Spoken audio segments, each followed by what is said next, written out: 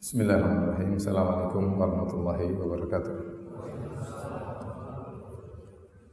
Innal hamdalillah nahmaduhu wa nasta'inuhu wa nastaghfiruhu wa natubu ilaihi wa na'udzu billahi min syururi anfusina wa min sayyiati a'malina. May yahdihillahu fala mudilla lahu wa may yudlil fala hadiya lahu.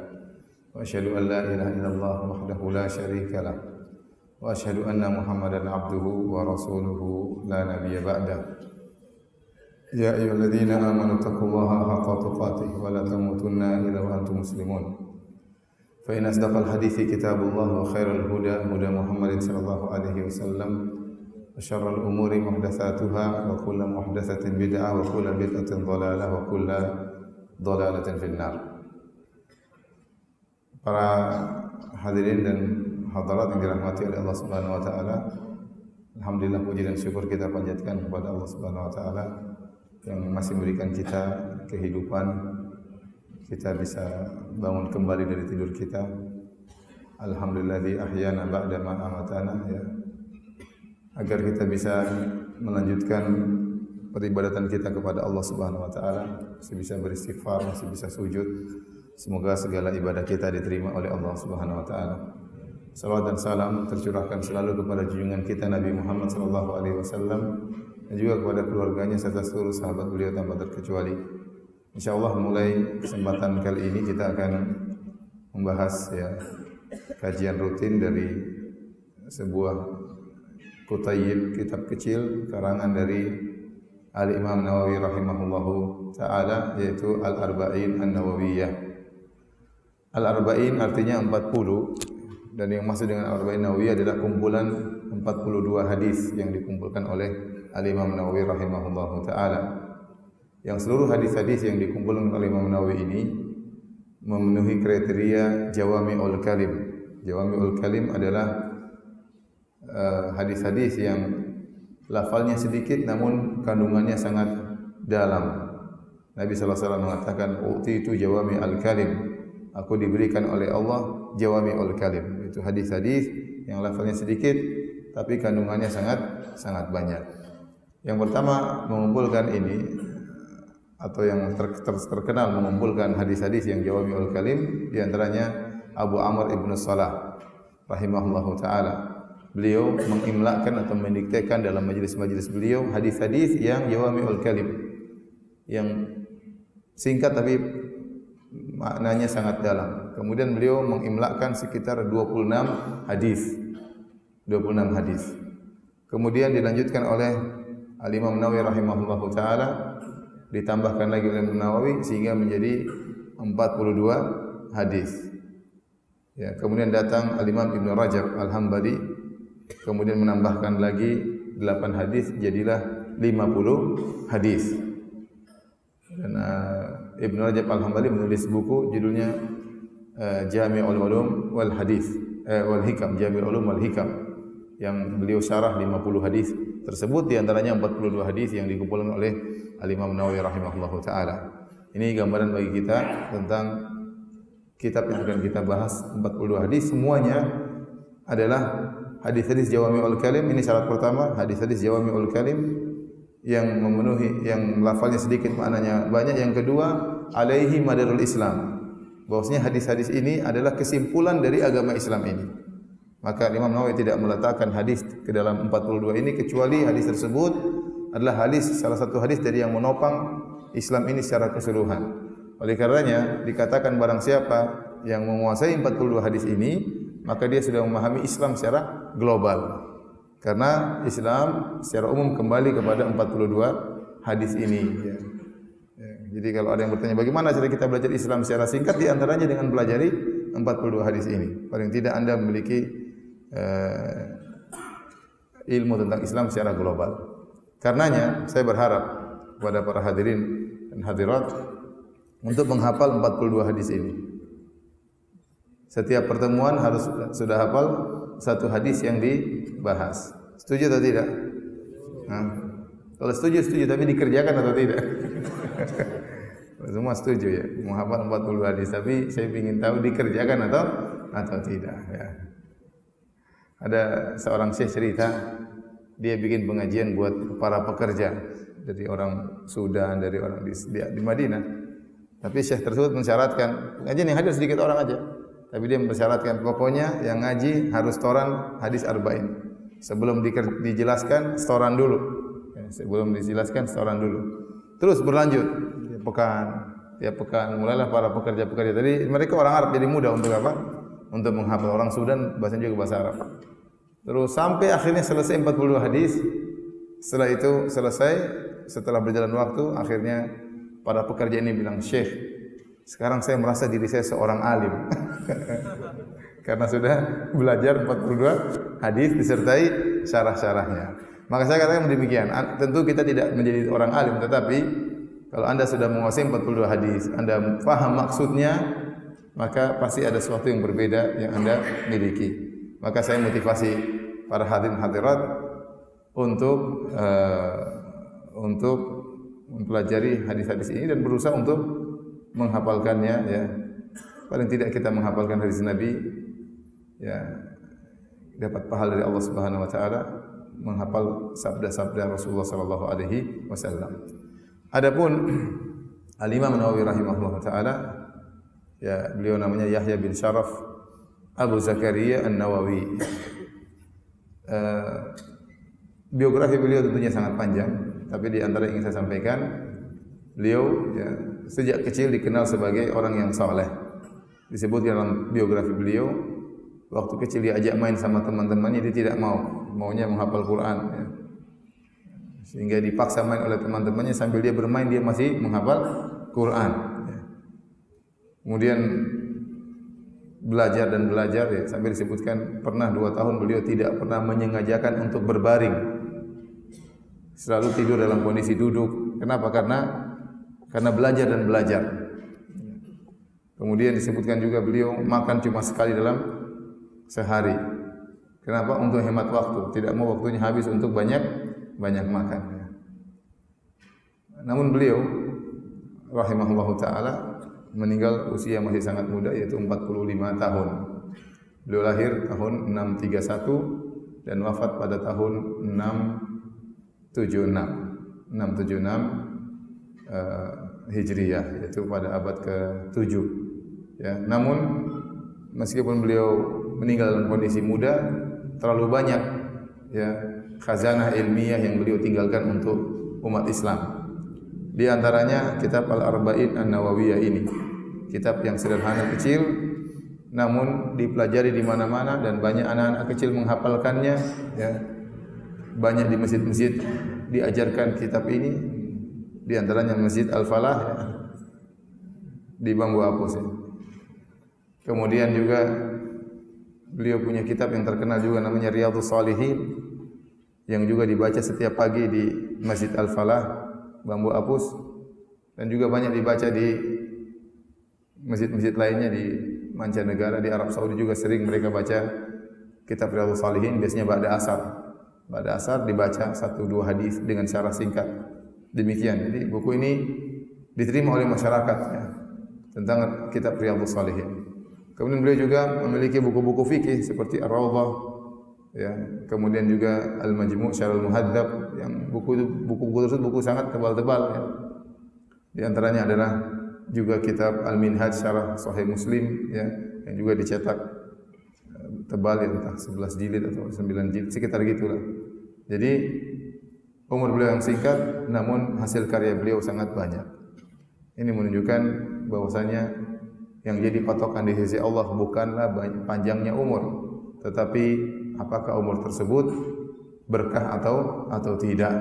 Lihatlah Sa'ad bin Mu'adz radhiyallahu ta'ala anhu, yang beliau meninggal mungkin usia 38 tahun, 37 tahun sekitar itu, dan beliau hanya merasakan Islam mungkin cuma 8 tahun atau 7 tahun. Islam beliau cuma 7 atau 8 tahun, Sa'ad bin Mu'adz radhiyallahu anhu, tetapi waktu beliau meninggal ihtazza arsyur rahman. Arsy Allah bergetar limauti Sa'ad, karena meninggalnya Sa'ad bin Mu'adz. Padahal Islam beliau cuma berapa tahun? 8 tahunan, 7 tahunan. Ya.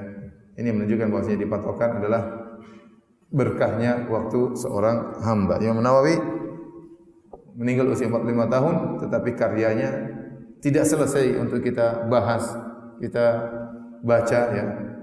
Ya, karena begitu dalam ilmu yang beliau tinggalkan buat umat Islam. Hadirin dan hadirat yang rahmatillah subhanahu wa ta'ala, maka pada kesempatan kali ini kita akan membahas hadis-hadis yang disampaikan oleh Imam Nawawi rahimahullahu ta'ala. Dan pada kesempatan pagi ini kita akan menyampaikan hadis yang nomor 1, yaitu hadis an-niyyah, ya, hadisun niyyah. Hadis tersebut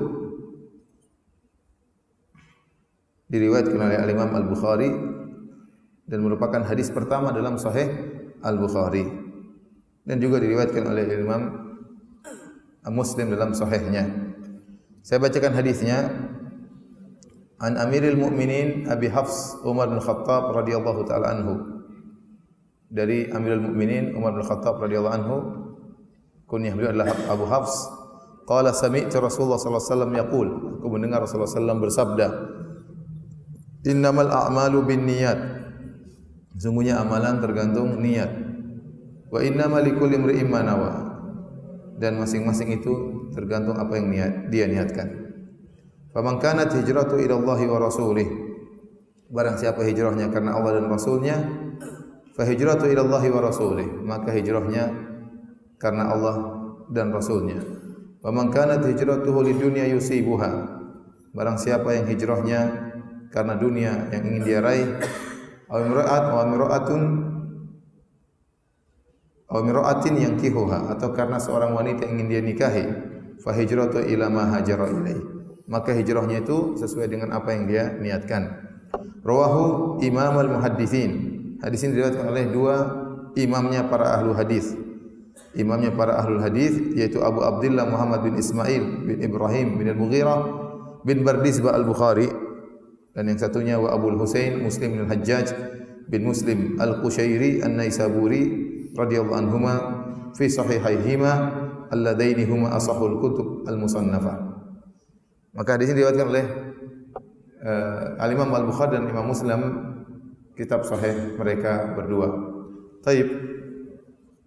Ikhwan dan akhwat yang dirahmati Allah Subhanahu wa taala, maka pada kesempatan kali ini kita akan membahas secara singkat tentang kandungan dari hadis ini, itu hadis innamal a'malu binniyat.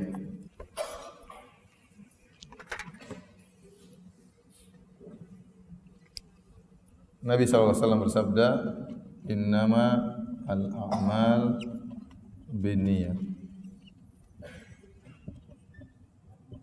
wa innama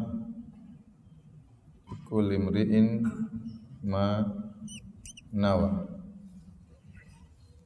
faman kana hijratuhu ila Allah wa rasulihi ila Allah wa rasulihi fa hijratu ila Allah wa rasulihi.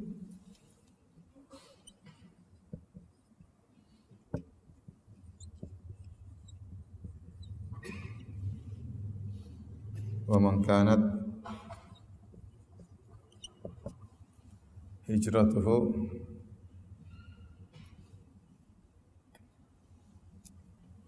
dan seterusnya, hijratuhu lid dunya sibuha aw mir'atin yankihuha fa hijratu ila ma hajara ilaih.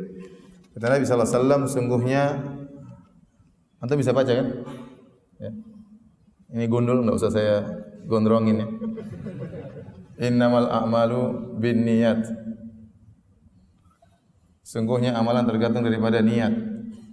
Wa innamal likulli imri'in ma nawa, dan sungguhnya masing-masing orang tergantung apa yang dia niatkan. Barang siapa hijrahnya kepada Rasulnya, maka hijrahnya kepada Rasulnya. Barang siapa hijrahnya kepada dunia atau wanita yang hendak dia nikahi, maka hijrahnya sesuai dengan apa yang dia kehendaki. Taib. Innama, ya, dalam bahasa Arab artinya hanyalah. Innama artinya hanyalah.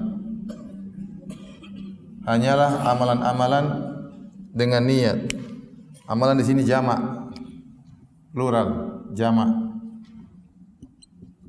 Kata jamak, al-a'mal. Kemudian ada alif lam mim sehingga mencakup seluruh amal. Bahkan kata para ulama, amal di sini ya, amal di sini ya mencakup perbuatan, kemudian perkataan umum ya, bahkan pikiran. Ini termasuk juga amal. Ya, Nabi SAW memberi peringatan bahwasanya segala kegiatanmu itu berdasarkan niat, baik perbuatan maupun perkataan maupun apa? Pikiran. Ini yang menjadi patokan oleh Allah Subhanahu wa taala adalah masalah niat, bin niat. Ini yang paling penting ya. Ya, niat. Maka seorang tatkala berbuat, berkata dan berfikir hendaknya dia niatkan karena Allah Subhanahu wa taala. Contoh yang paling nyata tentang masalah pikiran ya, seperti yang Allah sebutkan dalam kisah Al-Walid ibn Al-Mughirah. Ya, tatkala dia berfikir bagaimana bisa mencela Al-Qur'an. Kata Allah Subhanahu wa taala, "Innahu fakkara wa qaddar." Sungguhnya dia berfikir dan dia menetapkan apa yang harus dia ucapkan. Faqutila kaifa qaddar. Sungguh celaka bagaimana dia bisa menetapkan hal tersebut. Thumma qutila kaifa qaddar, thumma nadhar, thumma abasa wa basar, thumma adbar wa istakbar. Faqala in hadza illa sihru yu'thar. Sungguh celaka bagaimana dia bisa memikirkan dan merenungkan tentang Al-Qur'an dengan perenungan yang buruk. Kemudian dia berpaling dan dia sombong. Setelah dia berfikir lama, kesimpulannya apa? Faqala in hadza illa sihru yu'thar. Menurut dia Al-Qur'an itu hanyalah sihir yang dipelajari oleh Muhammad dari orang-orang terdahulu. In hadza illa qaulul bashar. Ini hanyalah perkataan manusia. Kata Allah, sauslihi saqar. Aku akan masukkan dalam neraka saqar. Wa ma adraka ma saqar. Dan seterusnya. Tahukah engkau apa itu neraka saqar? La tubqi wa la tadhar. Lawahatul lil bashar. Tidak akan meninggalkan apapun, akan membakar tubuh dan seterusnya. Jadi dia berfikir bagaimana mencela Al-Qur'an. Tatkala dia berfikir dengan niat yang buruk untuk mencela Al-Qur'an, maka dia mendapatkan dosa.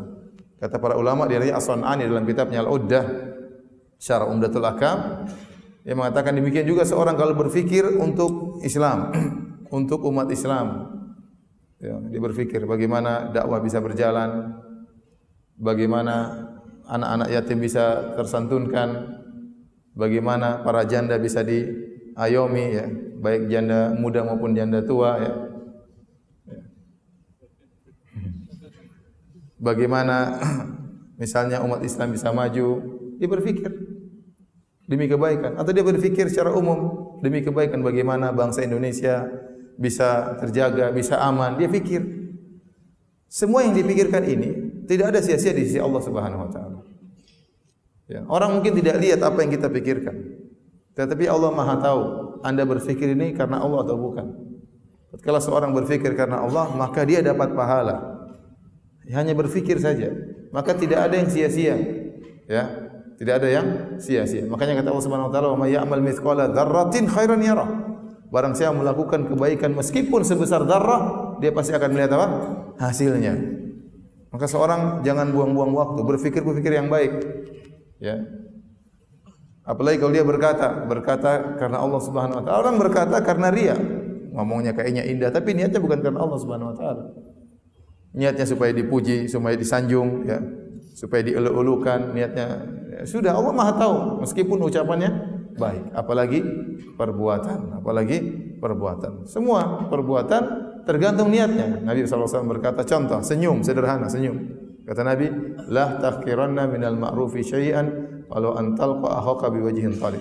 Jangan kau meremehkan kebaikan sedikit pun meskipun hanya tersenyum waktu ketemu saudara. Senyum ini niatnya banyak.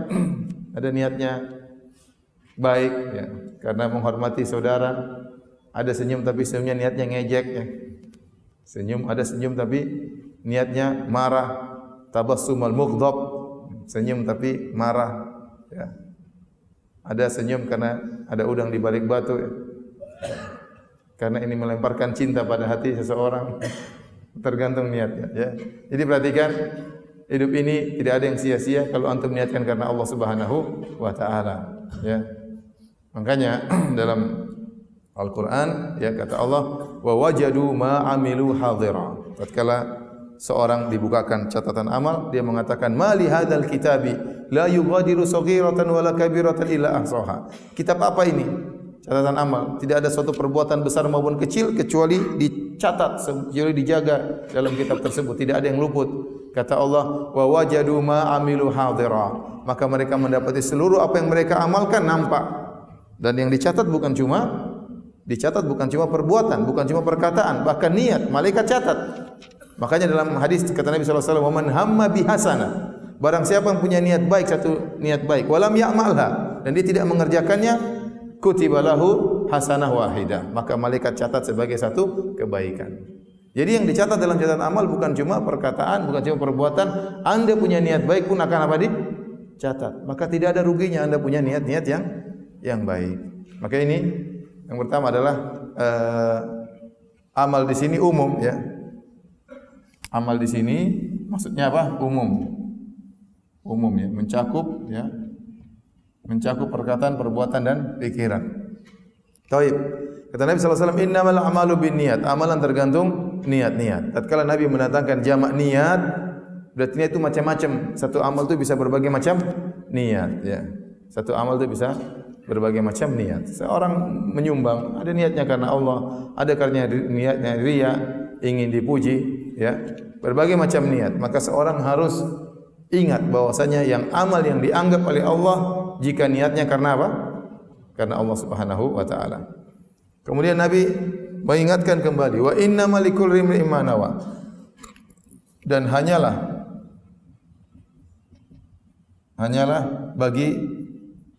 bagi setiap orang apa yang dia niatkan, dia niatkan. Ya. Manawa, ini apa yang dia niatkan. Maka seorang akan diberi ganjaran oleh Allah sesuai dengan kadar niatnya. Ada orang beramal soleh, niatnya murni karena Allah. Ada orang beramal soleh, niatnya karena Allah dan karena dunia. Tergantung. Ya. Contoh seorang berjihad di jalan Allah, niatnya murni karena Allah. Contoh seorang berniat berjihad di jalan Allah, ternyata niatnya untuk mengambil ghanimah. Ya. Beda lagi ini pahalanya. Ya. Ya, contoh seorang menuntut ilmu dengan niat agar bisa berdakwah. Contoh ada orang menuntut ilmu supaya diakui, supaya disanjung oleh umat masyarakat. Maka niat bermacam-macam. Dan pahala sesuai dengan kadar niat. Makanya kata Al-Imam Ibnu Mubarak rahimahullahu taala, rubba niyatin saghirah, rubba amalin saghir tu'azzimuhu niyyah. Betapa banyak amalan yang kecil jadi besar karena niat yang luar biasa, niat yang ikhlas luar biasa. Semakin tinggi niatnya, semakin tinggi kadar pahalanya. Walubba amalin kabir, dan betapa banyak amal besar tusaghiruhu niyyah, jadi kecil karena niat. Amal itu besar tapi jadi kecil nilainya si Allah, kenapa niatnya enggak beres, ya. Niat itu sangat pengaruh. Oleh karena kata Nabi sallallahu alaihi wasallam, man talaba syahada bisidqin, barang siapa yang berniat untuk mati syahid dengan niat yang tulus, ballaghahu Allahu manazila syuhada wa in mata ala firashi. Hadis riwayat Muslim. Barang siapa yang berniat untuk bisa meninggal dalam kondisi syahid, ya, dengan tulus niatnya, maka Allah akan sampaikan dia kepada derajat orang-orang yang mati syahid meskipun dia meninggal di atas tempat tidurnya. Bayangkan niatnya mengantarkan dia sampai derajat syuhada meskipun dia meninggal di atas tempat tidur. Dia ingin mati syahid tapi tidak ada peperangan yang syar'i misalnya, ya. Enggak ada peperangan yang syar'i. Jangan salah jalan, ya. Mau mati syahid ngebom bunuh diri, ya, ngawur, ya. Dia sudah ingin mati syahid tapi tidak ada jihad yang syar'i misalnya di sini tidak ada, ya sudah, dia niatkan saja. Siapa tahu memang ada suatu saat ada jihad, dia akan maju. Kalau enggak ada, dia sudah niatkan meskipun dia meninggal di atas tempat tidurnya, dia dapat pahala syuhada. Yang buat dia dapat pahala syuhada apanya? Niatnya. Makanya ini itu sangat penting. Satu amal bisa berbagai macam pahala, tergantung kadar niatnya. Kata Nabi sallallahu alaihi wasallam dalam sebagian riwayat, rubba qatilin baina saffain Allahu a'lamu bi niyatihi. Betapa banyak orang meninggal di antara dua saf yang sedang bertempur, Allah lebih tahu tentang niatnya. karena Allah atau bukan. Baik. Setelah itu Nabi SAW memberikan contoh tentang suatu ibadah yang mulia yang namanya hijrah. Faman kanat hijratu ila Allah wa Rasulih. Barang siapa berhijrah karena Allah dan Rasulnya, fa hijratu ila Allah wa Rasulih, maka hijrahnya karena Allah dan Rasulnya. Faman kanat hijratu lid dunya yusibuha aw imra'atin yankihuha fa hijratu ila ma jara ilaih. Barang siapa yang hijrahnya karena dunia atau karena wanita, maka bagi dia apa yang dia niatkan. Hijrah ya adalah ibadah yang sangat mulia. Makanya dijadikan contoh oleh Nabi sallallahu alaihi wasallam. Ya. Bahkan dalam Al-Qur'an disebutkan hijrah banyak, bahkan hijrah disebutkan terkadang sebelum jihad. Ya. Walladzina amanu wa hajaru wa jahadu, dan orang-orang beriman, berhijrah dan berjihad. Ini dalam Al-Qur'an banyak ayat seperti ini. Makanya Nabi sallallahu alaihi wasallam mengatakan al-ibadatu fil harji ka hijratin ilayya. Barang siapa yang beribadah di musim fitnah, maka seperti berhijrah kepadaku. Ya. Rasulullah motivasi orang untuk sibuk beribadah, jangan terlalu ngurusin fitnah, karena pahalanya seperti berhijrah kepada Nabi sallallahu alaihi wasallam. Ya. Intinya, ya banyak keutamaan tentang hijrah. Dan hijrah adalah berpindahnya seorang. Hijrah itu ada dua. Kata Al-Hafidz Ibnu Hajar rahimahullah taala, hijrah di zaman Nabi ada dua, dan ada yang lebih umum lagi yang hijrah artinya at-tark, ya, artinya adalah at-tark, meninggalkan. Ini adalah pertama adalah hijrah meninggalkan tempat ke tempat yang lain.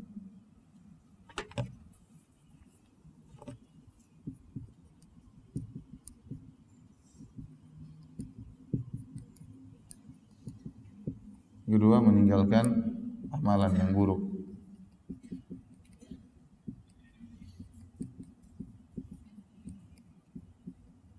Menuju amal soleh. Meninggalkan tempat ke tempat yang lain. Ini di zaman Nabi SAW ada dua, yaitu dari darul khauf ila darul aman. Yaitu dari negeri yang tidak aman ke negeri yang aman. Itu di antaranya contohnya dari Mekah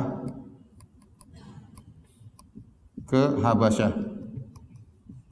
Ini terjadi di zaman Nabi dua kali. Yang kedua, min daril kufur ila daril Islam.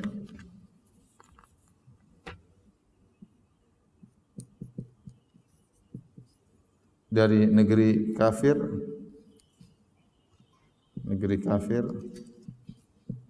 ke negeri Islam.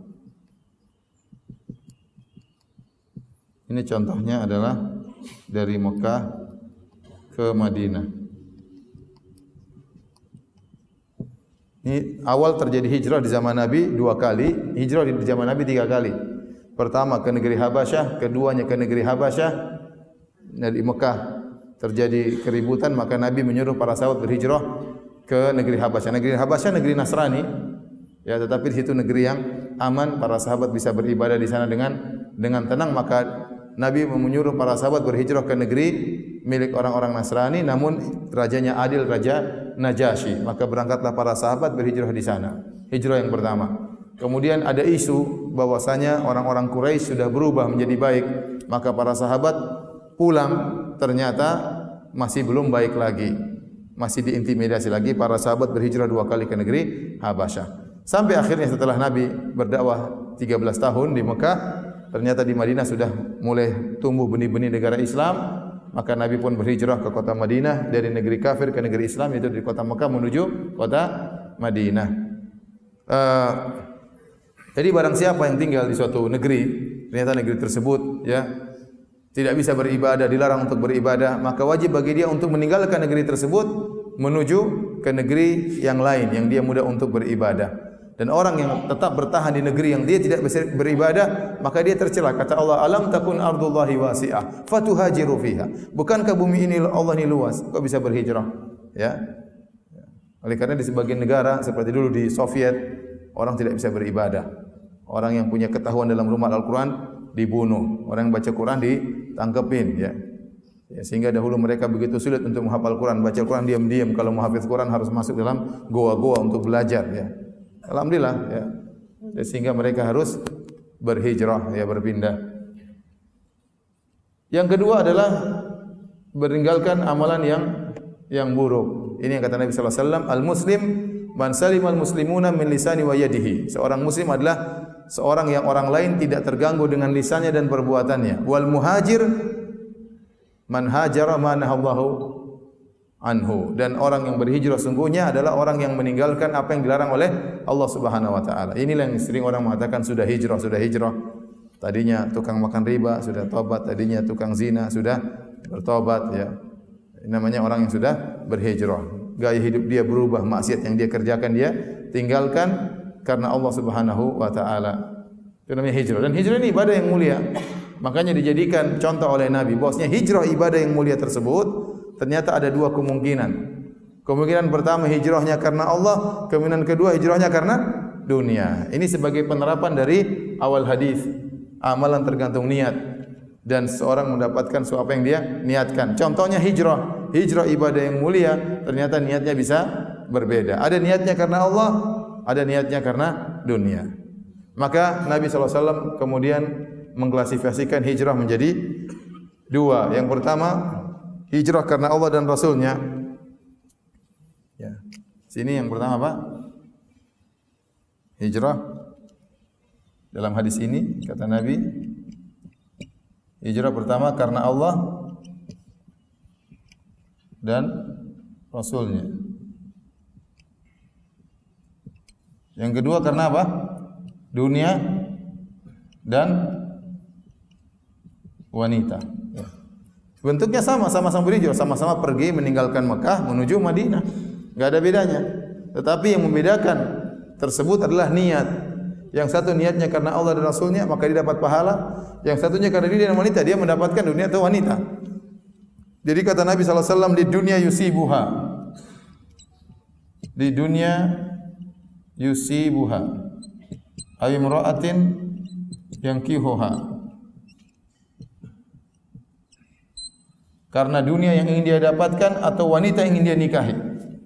Dunia diambil dari kalimat dunu. Dunu artinya qarib, dekat. Artinya apa? Dunia itu sebentar. Ya, dunia itu cuma sebentar, maka disebut dengan dunia karena dari kalimat ad-dunu yang artinya dekat. Karena orang tinggal dunia tidak akan lama. 60, 70, 80 dipanggil oleh Allah Subhanahu wa taala, ya. Ya, tidak akan lama tinggal dunia. Yang kedua kata Nabi, atau wanita yang dia nikahi. Ya, Nabi menyebutkan wanita secara khusus setelah dunia. Penyebutan wanita secara khusus secara dunia menunjukkan fitnah wanita luar biasa. Makanya Nabi mengatakan, fattaqud dunya wattaqun nisa. Takutlah kalian hati-hati terhadap dunia dan hati-hati terhadap wanita. Padahal wanita termasuk bagian daripada dunia, tapi wanita disebutkan secara khusus karena wanita ini bisa menimbulkan fitnah yang banyak bagi para lelaki. Betapa banyak lelaki hancur gara-gara terfitnah dengan wanita, terjerumus dalam hal yang diharamkan oleh Allah Subhanahu wa taala. Kata Nabi sallallahu alaihi wasallam, innal mar'ata auratun, dalam Sunan Tirmizi, wanita itu aurat. Fa idza kharajat, kalau wanita keluar, istasrafa syaitan, diintai oleh syaitan. Syaitan begini kalau wanita keluar. Kenapa? Siap untuk dihiasi sehingga dipandang semakin menawan di pandangan para lelaki, ya. Sehingga terjadi berbagai macam penyimpangan, ya, sosial gara-gara terlalu banyak wanita keluar tidak pakai aturan, ya. Taib, ini secara umum pembahasan tentang hadis innamal a'malu binniyat. Sudah dicatat? Ya. Kalau belum dicatat, difoto, ya. Sekarang orang zaman now tidak perlu catat apa, di foto dulu, nanti catat di rumah. Karena saya mau lanjut lagi di sini, saya mau hapus. Ya. Ustadznya ustadz zaman now, muridnya murid zaman.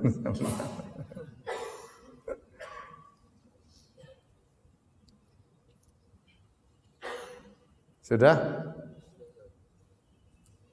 Kalau sudah tolong dihapus.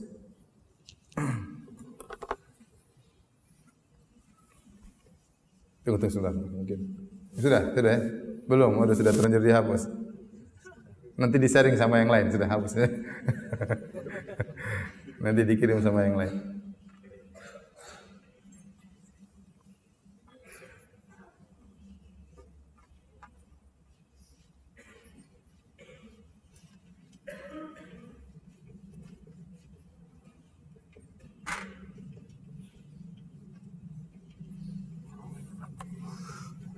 Bahasan berikutnya kita akan bahas tentang fungsi niat. Fungsi niat dalam Islam.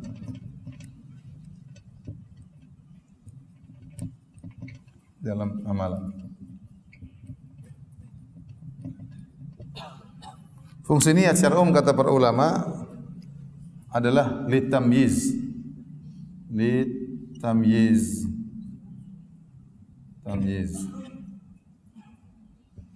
Tamyiz artinya untuk membedakan, sebagai pembeda. Pembeda di sini ada dua juga, ya. Antara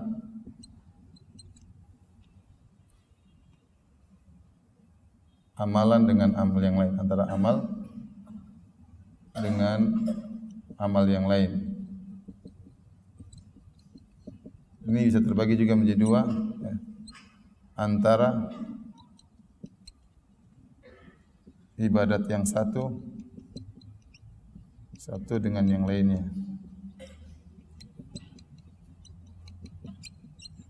Yang kedua antara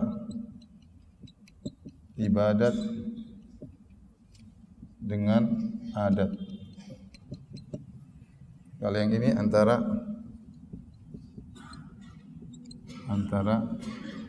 ikhlas atau tidak. Yang menentukan adalah niat. Kita jadi fungsi niat itu untuk membedakan. Kata Nabi, innamal a'malu binniyat. Amalan tergantung apa? Niatnya. Contoh antara amalan yang satu dengan amal yang lain, antara ibadah dengan adat. Contoh mandi. Mandi ini ada dua kemungkinan. Seorang mandi bisa jadi mandi junub, bisa jadi mandi biasa. Tergantung niatnya. Kalau orang mandi dengan mandi biasa saja, tanpa niat mandi junub, maka hadasnya tidak terangkat. Contoh, dia berhubungan dengan istrinya ba'da subuh. Dengan istrinya ba'da subuh. Kemudian dia mungkin ke pasar, dia belum mandi junub. Dia lupa, dia mau berangkat pergi salat Jumat, dia mandi, tapi dia tidak mandi untuk niatnya mandi apa? Junub. Kemudian dia salat Allahu Akbar, selesai salat Jumat, Assalamualaikum. Tadi saya mandi, niatnya apa ya?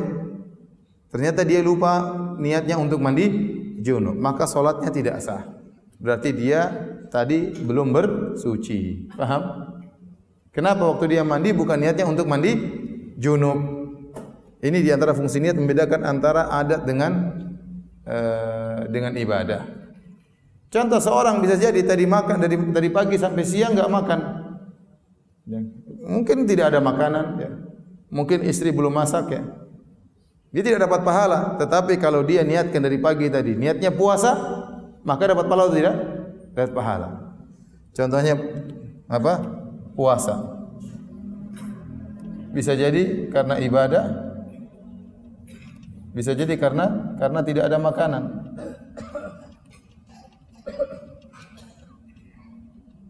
Ada orang tidak makan sampai siang, tapi niatnya bukan karena apa?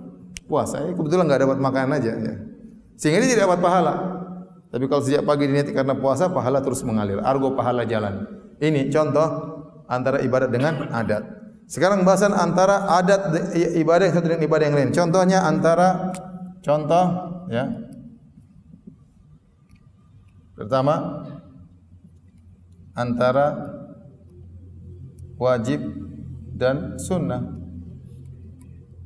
Contoh, seorang masuk masjid, ya, salat duhur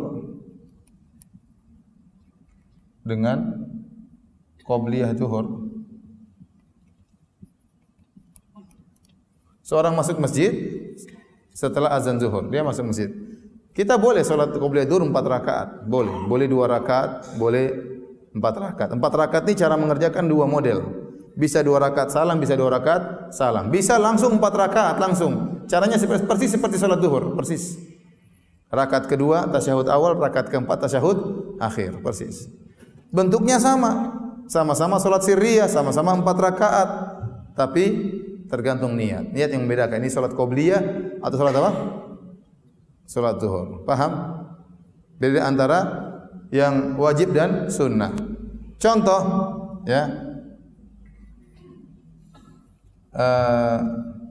Contoh sedekah.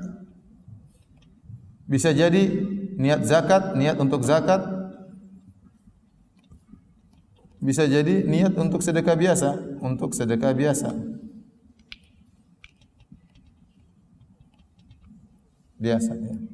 Seorang yang bersedekah, kalau dia niatkan untuk zakat, berarti dia sudah mengeluarkan sebagian zakatnya. Tapi kalau dia niatkan untuk sedekah biasa sunnah, berarti zakat dia belum keluarkan. Paham? Uangnya sama dikeluarkan, tapi niatnya berbeda. Ini berarti berbeda antara yang wajib dengan yang sunnah. Beda. Ya. Ini nomor 1.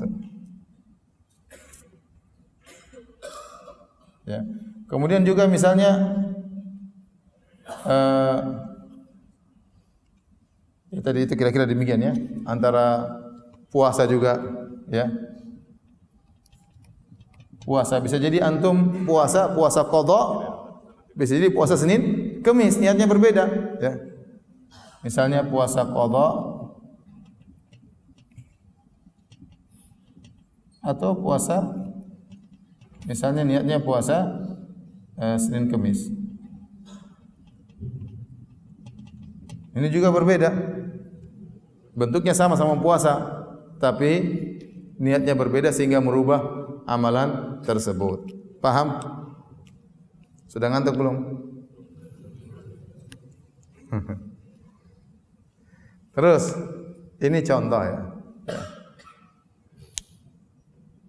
Jadi seorang harus niatnya ada. Ya. Jangan dia sudah kasih duit sama orang, sudah ini sedekah buat kamu. Saya belum bayar zakat. Tadi niatnya buat zakat yang tadi. Oh, enggak bisa. Sudah terlanjur dikasih sama orang, enggak bisa. Tapi yang berikutnya antara ikhlas dengan tidak. Ini berarti al-ma'mul lahu al-maqsud bihi, yaitu apakah untuk Allah atau untuk selain Allah. Itu untuk Allah atau selain Allah.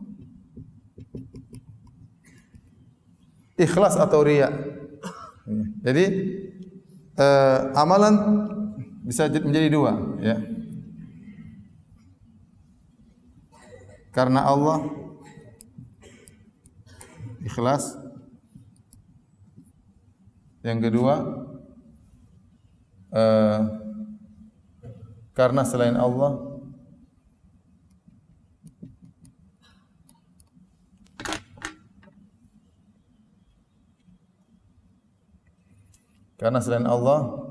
ini juga terbagi menjadi 2. Karena dunia, karena untuk menyerahi pujian. Dalam kurung riya dan sum'ah. Ingin dilihat atau ingin didengar. Ya. Kalau karena Allah ikhlas, ya alhamdulillah. Maka ini yang diharapkan berpahala di sisi Allah Subhanahu wa taala. Karena selain Allah ada 2 model. Kalau karena dunia maka dilihat, ya. Bisa jadi niat dunia yang mendominasi.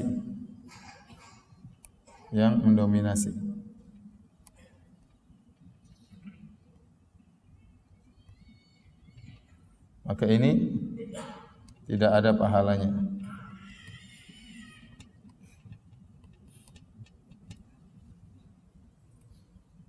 Kemudian yang kedua ya, niat akhirat yang mendominasi.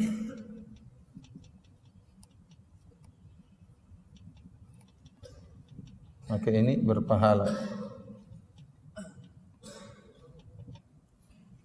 Ya. Kalau ini sama-sama kuat, maka wallahu alam.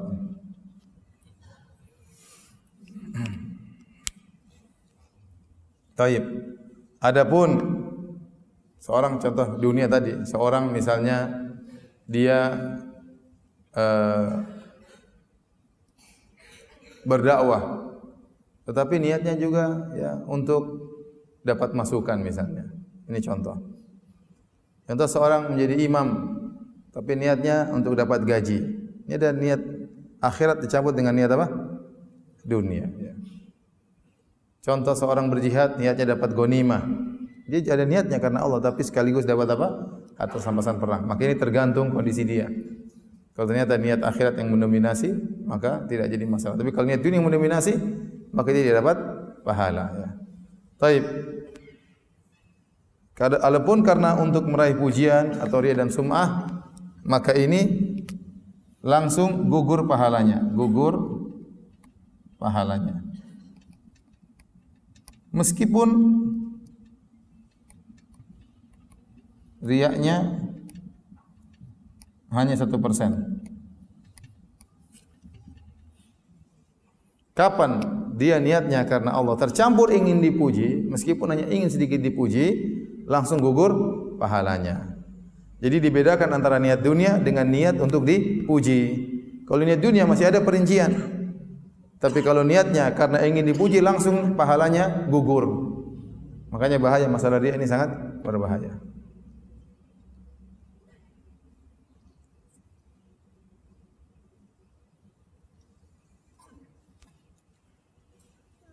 Kalau sudah dihapus ya.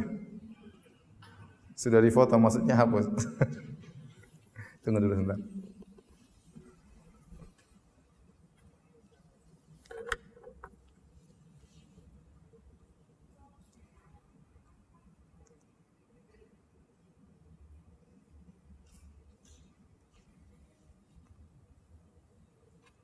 Sabar ya, sedikit lagi ya, selesai. Mau sarapan antum kah? Saya juga mau sarapan, bukan cuma antum aja.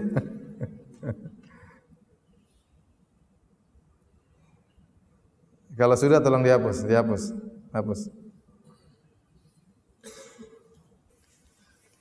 Yang terakhir kita bahas ya, biar antum semangat. Yang terakhir kita bahas hukum amal soleh tercampur riya.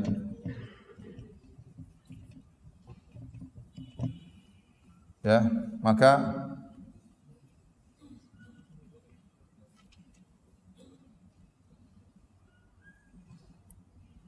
jika tercampur riya sejak awal, maka gugur.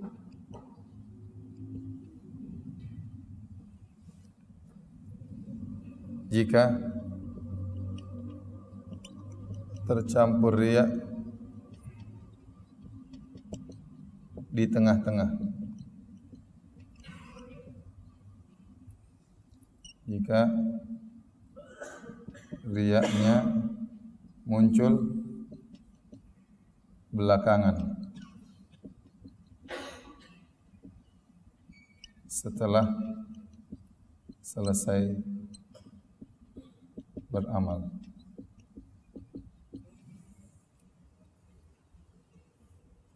Hukum amal salat tercampur riya. Jika tercampur riya sejak awal, maka gugur. Mau salat memang mau riya ya. Ya, mau dakwah ternyata memang mau riya. Ya. Mau haji terkadang memang mau riya, ingin pamer. Mau umrah memang riya sejak awal. Jadi sejak awal sudah pamer sana sini, sudah bikin viral sana sini ya. Memang niatnya untuk dipuji sejak awal, maka langsung amalnya apa? Gugur, tidak diterima. Sebesar apapun amal tersebut. Kata Nabi sallallahu alaihi wasallam, kata Nabi, Allah berfirman dalam hadis qudsi, "Ana aghna syuraka ani syirik." Man amila amalan asyraka fihi ma'iya ghairi taraktuhu wa syirkahu. Aku adalah zat yang paling tidak butuh dengan syarikat. Barang siapa beramal saleh mengambil sekutu selainku, ingin dipuji oleh Allah dan ingin dipuji oleh manusia, maka aku tinggalkan dia dan kesyirikannya. Maka sejak awal dia gugur ya. Sekarang jika tercampur riya di tengah-tengah ya. Maka ada tiga kemungkinan. Pertama, dia lawan untuk mengusir riya. Atau dua kemungkinan. Yang kedua, dia biarin aja.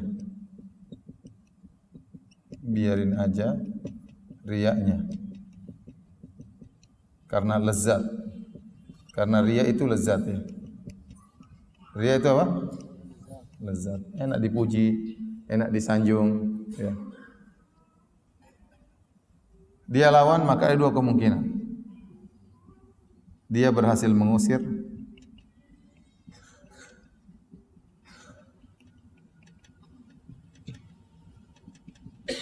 yang kedua, dia tidak berhasil. Taib. Kalau riya muncul di tengah, dia lagi sholat, tahu-tahu rakaat ketiga dia riya, ingin dipuji, atau rakaat kedua dia riya, dia bacaan Qur'annya panjang-panjang, indah-indahkan, berarti dia riyanya muncul di tengah ya. Tadinya rakaat pertama dia baca qul huwallahu ahad, tahu-tahu ada rakaat kedua ada bupati sholat belakang dia, akhirnya diganti surat Al-Baqarah ya. Riya muncul di tengah ya. Kalau dia berusaha mengusir dan dia berhasil mengusir, maka selamat. Apa? Pahalanya selamat. Iya, selamat dari awal. Kalau dia sudah berusaha mengusir namun tidak berhasil, sama, pahala juga selamat. Kenapa? Dia sudah berusaha. La yukallifullahu nafsan illa usaha. Dia sudah berusaha. Tidak mampu, terlalu lezat riya tersebut. Mau dilawan enggak bisa. Yang penting dia sudah berusaha. Jadi masalah dia biarin aja. Dipuji oleh orang, lagi berdakwah di tengah, Ustaz pintar sekali. Oh memang, saya memang pintar, dulu saya ranking, saya doktor, saya ini. Iya benar ya. Ini cuma kasih tahu aja, bukannya sombong ya. Nah itu. Dia lezat dengan riya tersebut. Langsung dia mulai cerita sana sini. Dia lezat. Dia salat kemudian dia riya tengah jalan. Jika dia biarkan riyanya karena riya itu lezat. Bagaimana? Ini ada khilaf ini. Riya yang muncul di tengah ada khilaf. Ada yang mengatakan amalnya gugur. Ada yang mengatakan tidak gugur. Karena yang jadi patokan adalah awalnya.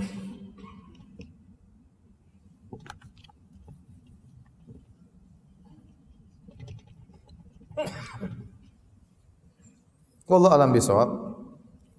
Mudah-mudahan pendapat ini yang lebih kuat ya. Yang penting apa? Awalnya apa? Ikhlas. Tapi secara kaidah kurang kuat. Lebih kuat amalnya apa? Gugur. Betapa banyak orang ikhlas di awal, di tengah dia berubah. Betapa banyak orang seperti itu. Itu yang menunjukkan kita harus senantiasa merubah niat kita ya. Harus memperhatikan niat kita, menjaga niat kita. Baik, jika riya muncul belakangan setelah selesai beramal ya, maka ada khilaf juga. Ada yang mengatakan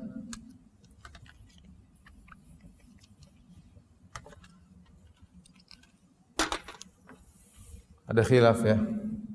Ada yang mengatakan amalnya gugur. Ini pendapat Ibnu Qayyim. Ada yang mengatakan amalnya tidak gugur.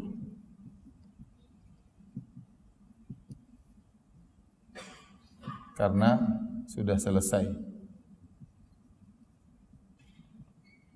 Riya yang muncul belakangan yang muncul belakangan itu dosa tersendiri, dosa tersendiri, tidak ada kaitannya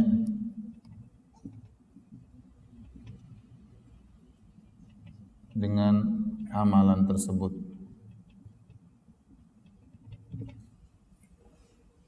Jadi kalau riya, seorang berdakwah ikhlas, terus 2 tahun kemudian cerita, saya pernah berdakwah di Papua, saya pernah berdakwah, dia pamer, ya. Dia pamernya belakangan tapi. Nah, apakah pahala dia berdakwah dulu gugur gara-gara riya 2 tahun setelahnya? Ada orang umrah atau haji, sama dia ikhlas waktu haji, nangis ingin diampuni dosa, tapi setelah itu cerita, saya sudah haji 2 kali. Saya haji, saya tiap tahun, alhamdulillah saya diberi kemudahan untuk haji. Alhamdulillah, tapi riya ya. Maka dia riyanya 2 tahun berikutnya. Nah, apakah haji dan umrahnya masih diterima? Maka ada khilaf. Menurut Ibnu Qayyim, apa yang dia riakan semuanya gugur. Karena riya bisa membatalkan apa? Pahala. Ya. Adapun sebagian ulama mengatakan tidak.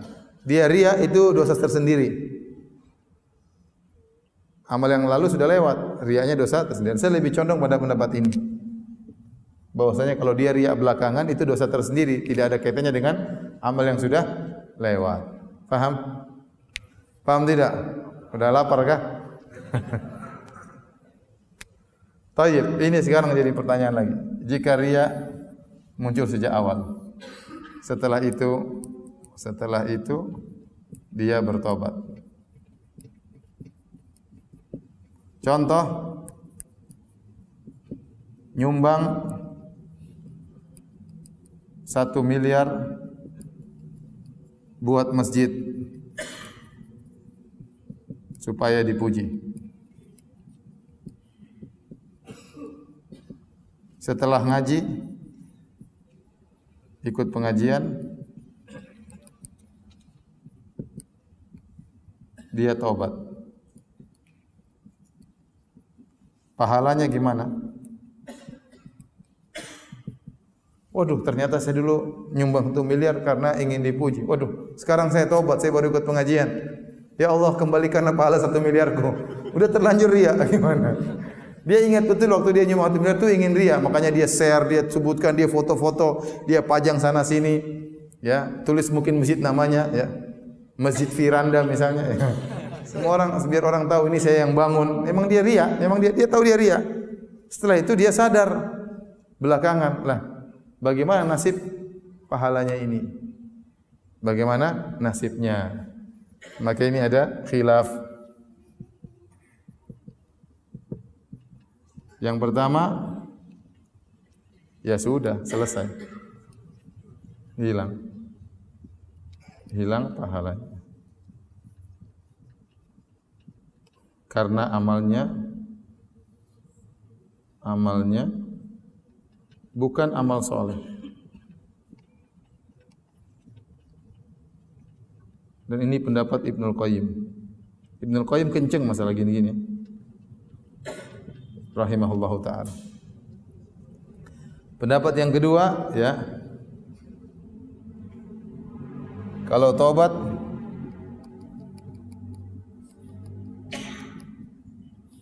amalnya diterima.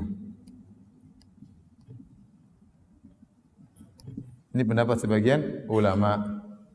Dalilnya apa? Firman Allah, "Wa ma mana'ahum an tuqbala minhum nafaqatuhum illa annahum kafaru billah." Dan tidaklah mencegah orang-orang musyrikin itu sedekah mereka diterima oleh Allah kecuali karena mereka kafir. Jadi orang musyrik itu kalau mereka berbuat baik, berbakti sama orang tua, membantu fakir miskin, diterima enggak pahalanya? Diterima enggak pahalanya? Oh, enggak, karena dia musyrik. Ada orang musyrik nih baik, nyantunin anak yatim, nyantunin janda, nyantunin orang susah. Orang musyrik, ada pahalanya enggak?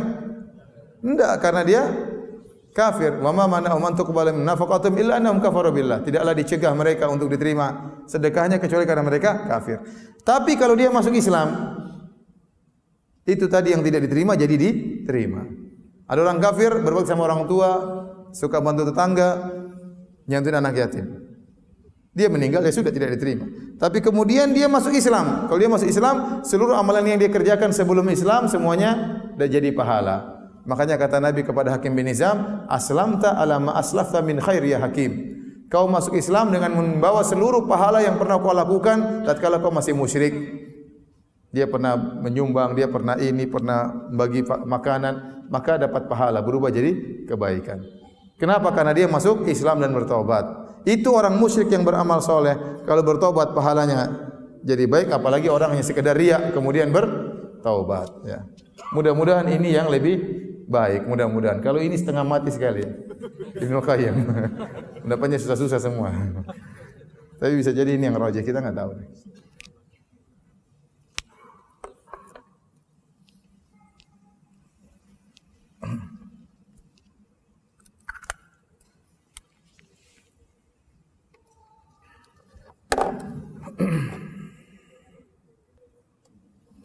Taib.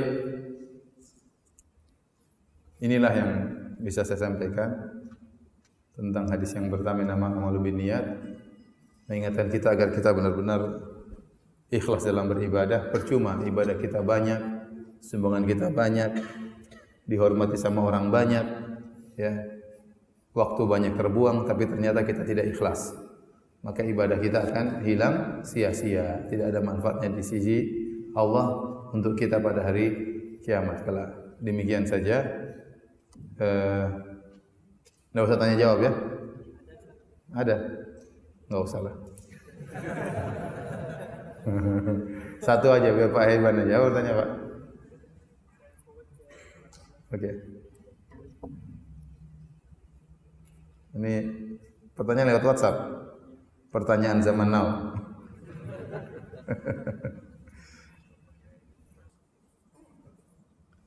Ini ada pertanyaan, apakah harus melafalkan niat ketika akan sholat, puasa dan wudu? Ini ada dua pendapat secara umum. Jumhur ulama berpendapat tidak perlu melafalkan niat. Sebagian ulama Syafi'iyah juga berselisih. Ada yang mengatakan tidak perlu niat, tidak perlu melafalkan niat. Semua sepakat harus berniat. Masalah khilafnya tentang melafalkan itu perlu atau tidak. Maka mayoritas ulama mengatakan tidak perlu. Sebagian ulama Syafi'iyah terutama mutaakhirin mereka mengatakan yustahab, dianjurkan untuk melafalkan niat, ya. Untuk apa? Untuk mengkokohkan niat sebelum dia beribadah, ya.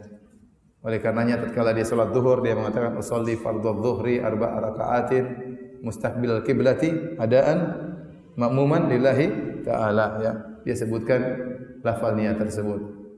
Ya, niat tujuannya apa? Agar dia kokoh niatnya sebelum dia salat. Ini pendapat sebagian ulama Syafi'iyah yang belakangan. Tetapi pendapat yang lebih benar adalah tidak perlu melafalkan niat.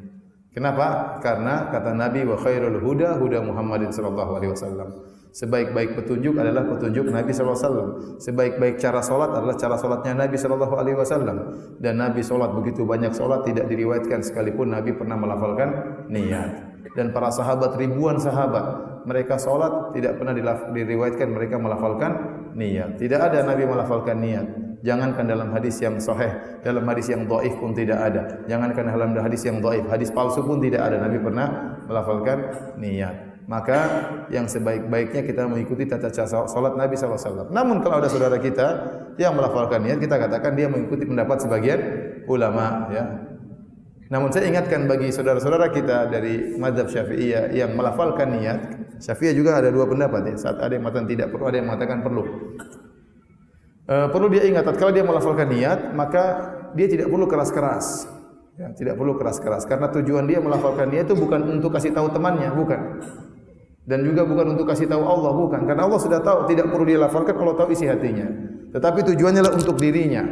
Sehingga waktu dia melafalkan niat adalah supaya dia tahu ini salat apa, saya statusnya sebagai apa. Maka tidak perlu keras-keras. Usolli fardhu dhuhri, enggak perlu. Tetangganya bilang saya juga sudah tahu, sama saya juga salat zuhur. Tetapi kalau dia ingin melafalkan niat sebagai mazhab Syafi'i dengan pelan-pelan aja. Usolli fardhu dhuhri. Untuknya mengkokohkan niat dia karena tujuannya untuk dirinya, bukan untuk kasih tahu tetangganya, bukan untuk kasih tahu Allah. Allah sudah tahu. Tetangganya pun sudah tahu kita salat zuhur, enggak usah bilang-bilang. Saya sudah tahu juga 4 rakaat. Saya sudah tahu juga jadi makmum. Ente itu makmum bukan imam. Enggak perlu kasih tahu saya. Ya. Oleh karenanya, tatkala seorang melafalkan niat sebagaimana pendapat ulama Syafi'iyah mutaakhirin, maka cukup disirkan. Pelan aja. Shalli fardhu dhuhri 4 rakaat mustaqbil qiblati adaan umanillahi ta'ala. Ya. Tetapi yang benar tidak perlu. Karena Nabi sallallahu alaihi wasallam salat tidak melafalkan niat. Para sahabat, ribuan sahabat tidak melafalkan niat. Orang-orang Arab Badui yang masuk Islam, mereka salat juga tidak pakai melafalkan niat. Jangan ada yang bilang para sahabat kan sudah alim, kita kan orang awam. Orang Arab Badui juga yang baru masuk Islam tidak pakai lafal-lafalkan apa? Niat, ya, tidak pakai melafalkan niat. Jadi yang terbaik adalah wa khairul huda huda Muhammad, sebaik-baik petunjuk Nabi sallallahu alaihi wasallam. Sebaik tata cara salat adalah salatnya Nabi sallallahu alaihi wasallam. Nabi tidak melafalkan niat. Yang kita khawatirkan juga sebagian orang karena berlebih-lebihan dalam ini sehingga akhirnya terjerumus dalam was-was. Ya. Shalli fardhu, ulang lagi. Kurang pas. Lisannya tidak sesuai dengan hatinya, ulang. Usolli, enggak pas, ulang lagi. Shalli fardhu. Begitu imamnya ruku Allahu Akbar langsung pas. Usolli.